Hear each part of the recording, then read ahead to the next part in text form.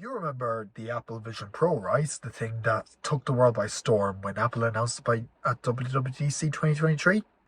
It's already behind, technology-wise. And Apple stole a lot of technologies that went into Vision Pro.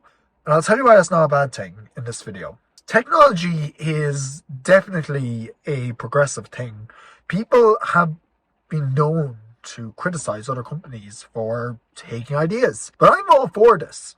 I'm all for the idea of a company saying, hey, we like your idea. We're going to do it. We're going to bring it to market, to the mainstream.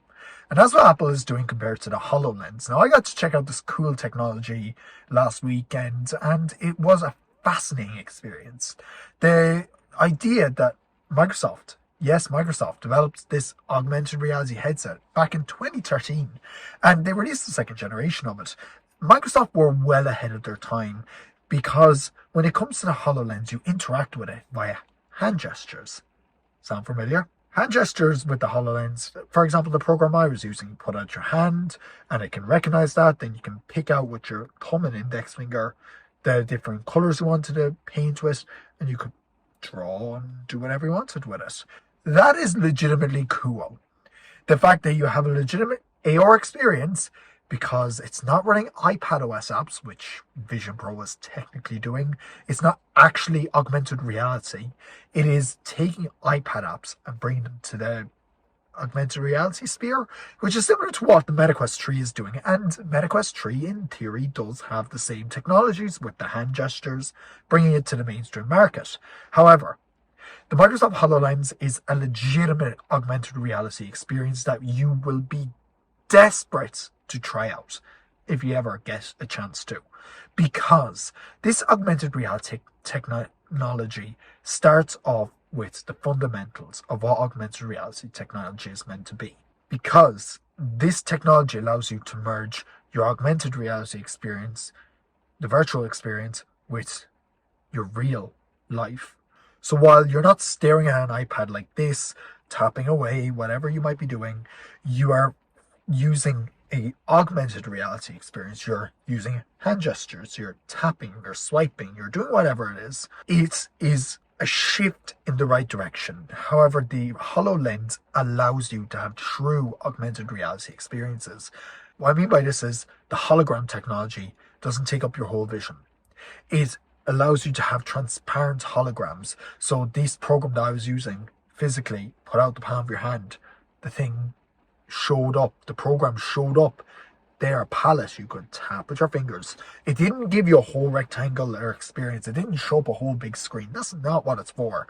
Yes, you can add external monitors, but that's not the whole thing.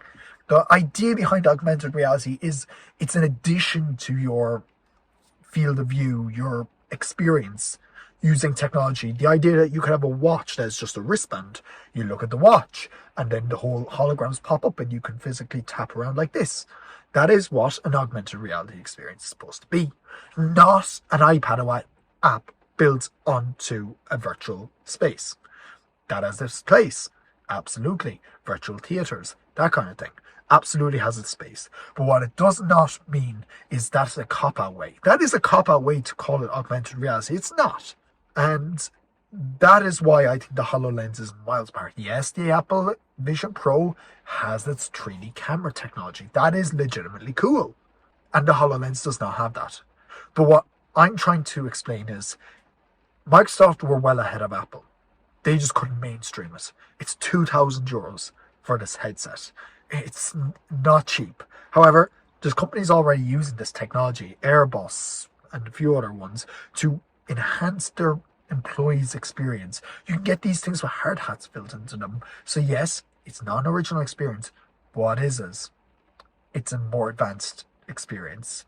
And you don't need a big bulky headset. This is a really compact headset. It's non-fatiguing. You can wear this thing for 10 minutes straight, hours on end. And it's built so that it's built with premium materials that are cheap, easy to manufacture, cheaper than the Apple Reality Pro. You don't have this weird face eye tracking thing, the eyesight screen going on there, because it's a transparent screen. It's just like a visor. When people say Apple Reality Pro is the future, I think they're onto something. But Apple Reality Pro is not the future that should be envisioned. The HoloLens is a more accurate representation of where we're heading and how we could get there if the technology had picked up. Thank you very much for watching. If you like this video, hit the like button, subscribe, comment down below what you think of the HoloLens versus Apple Reality Pro. Are you picking up the Apple Reality Pro headset? Let me know more in the comment section below. Catch you next one.